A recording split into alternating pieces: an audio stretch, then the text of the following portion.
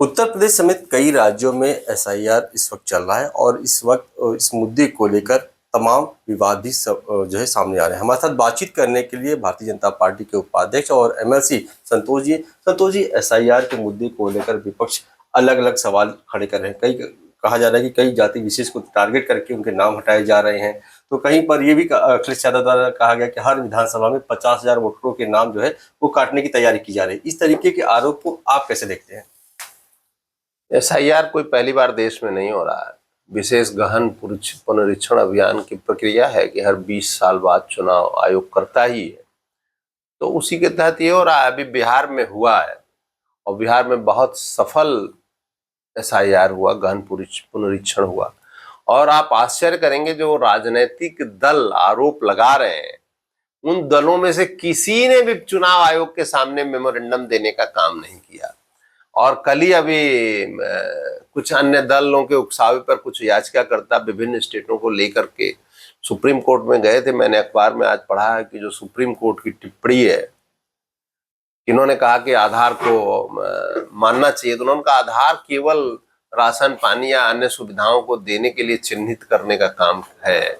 आधार का काम भारतीय नागरिक है या नहीं है। और फॉर्म 6 भरने का अर्थ ये नहीं होता है कि चुनाव आयोग कोई एक पोस्ट ऑफिस है कि जो मिले उसी को स्वीकार करके आगे बढ़ा दे। तो चुनाव आयोग को एक पूछताछ करने का अधिकार है। और सुप्रीम कोर्ट की टिप्पणी को मैं दोहराना चाहता हूं। सुप्रीम कोर्ट ने कहा कि एक भी वोट कटने की बात वहां बिहार में नहीं आई। और जो लीगल वॉलंटियर सुप्रीम कोर्ट के निर्देश पर लगाए गए थे, उन्होंने भी पूरा परिश्रम किया, लेकिन एक भी वोट अवैध रूप से काटने की शिकायत नहीं आई। एसआईआर से दरअसल ये लोग इसलिए घबरा रहे हैं कि तमाम फेक वोट इनके समर्थकों के बने हुए हैं, विशेषकर जो इस देश के नागरिक नहीं है। मेरा मानना है इस देश में कम से कम 4 से 5 करोड़ तक अवैध प्रवासी विभिन्न सरकारों के समय में घुसपैठ के जरिए आए हैं। और हम सब लोग भी देखते हैं कि उत्तर प्रदेश के अंदर भी और देश के अन्य भूभागों में भी तमाम जगह उन्होंने कब्जा कर लिया है। लोकल कर्मचारियों को मिलाकर के, लोकल छोटे मोटे नेताओं को मिला करके उन्होंने अपने आधार कार्ड बनवा लिए हैं।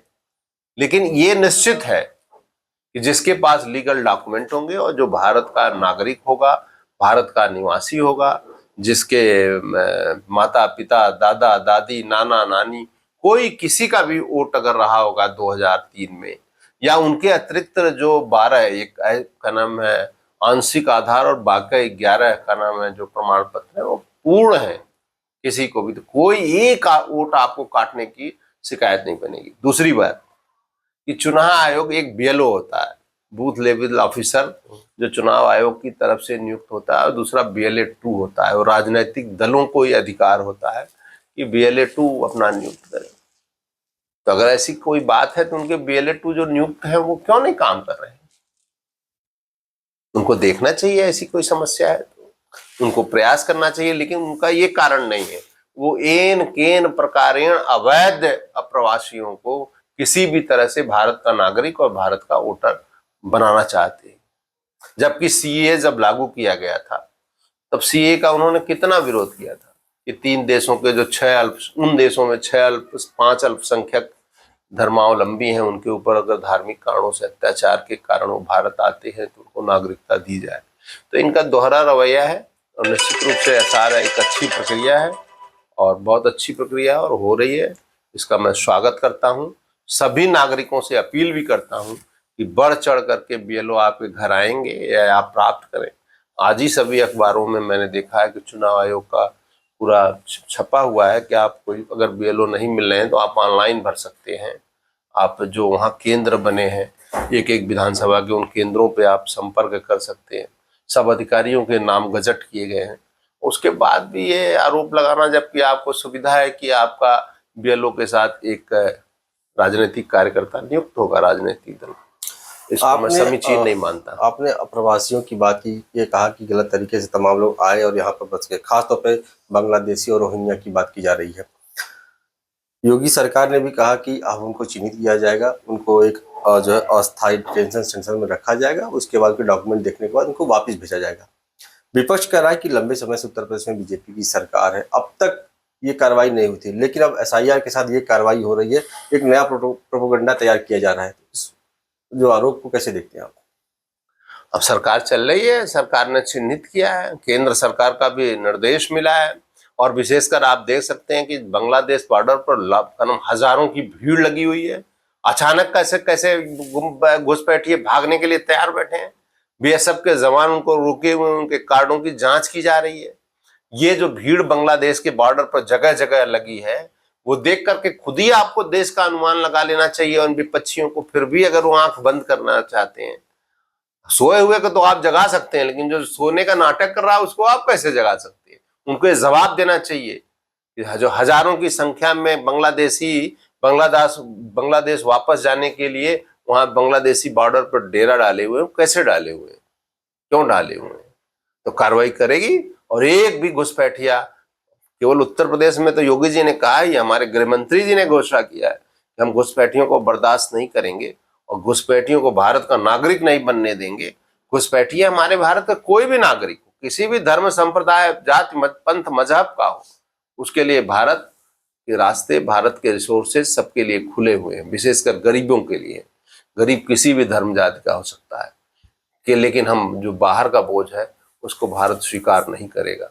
और ये इस तरह से, एक तरह से ये पूरी जो जनसांख्यिकी संतुलन है उसको भी बदलने की एक बड़ी भारी साजिश है। बात की जाए अयोध्या को लेकर, तो अयोध्या के सांसद इस वक्त जो हैं वो आरोप लगा रहे हैं कि उनको ध्वजारोहण कार्यक्रम में नहीं बुलाया गया है क्योंकि वो एक दलित है। इस तरीके का आरोप को आप कैसे देखते हैं?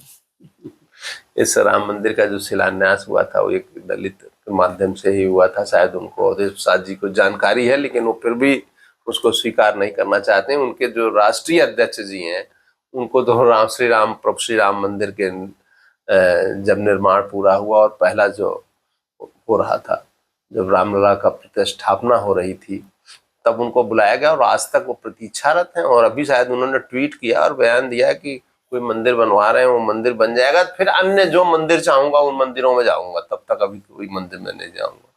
तो अवधेश प्रसाद को नैतिक रूप से कहने का कोई हक नहीं बनता है। आगामी अगर बात की तो विधानसभा का चुनाव पश्चिम बंगाल में होने जा रहा है और वहां पर बाबरी मस्जिद का नाम का जो जिन है वो शुरू हो चुका है। वहां जो के विधायक वो कह रहे हैं कि अयोध्या में नहीं बन पाए लेकिन वो पश्चिम बंगाल में बनाएंगे। तो क्या इसे एक चुनावी प्रोपेगेंडा के तौर पर देखा जाए या फिर एक सामाजिक माहौल बिगाड़ने की बात की जा रही? ममता दीदी की पूरी राजनीति घुसपैठियों, कट्टरपंथ की इतनी हिंसा होती है और उस हिंसा के बाद चुनाव समाप्त होने के बाद लाखों लोगों को अपना प्रदेश छोड़ करके भागना पड़ता है। तो ये उनकी तुष्टीकरण की प्रवृत्ति है। लेकिन मुझे लगता है बंगाल की जनता और इस बार जागरूक है और एसआईआर के माध्यम से वहाँ भी बहुत खलबली मची हुई है और बहुत परेशान है, क्योंकि सबसे ज़्यादा अगर बांग्लादेशी कहीं घुसपैठिए हैं, रोहिंग्या घुसपैठिए, तो वो पश्चिम बंगाल और आसाम में ही है। तो आसाम की स्थिति बदल चुकी है और सुधर चुकी है और निश्चित रूप से पश्चिम बंगाल भी इस बार जो चुनाव होंगे उसमें उनको पराजय का मुंह देखना पड़ेगा। और जो राष्ट्रवादी शक्तियां हैं, जो भारतीय लोग हैं, वो ये चीज़ बर्दाश्त नहीं करने वाले। बिल्कुल, शुक्रिया हमसे बातचीत करने के लिए। ये थे एमएलसी संतोष जी, जिन्होंने साफ तौर पर कहा है कि जो भी अप्रवासी हैं जो आज बॉर्डर पर नजर आ रहे हैं वो उनको बाहर जाना ही होगा, क्योंकि भारत किसी भी जो अवैध तरीके से लोग आए हैं उनका भार नहीं सहने वाला है। समीर के साथ अश्विनी सिंह, पंजाब केसरी, लखनऊ।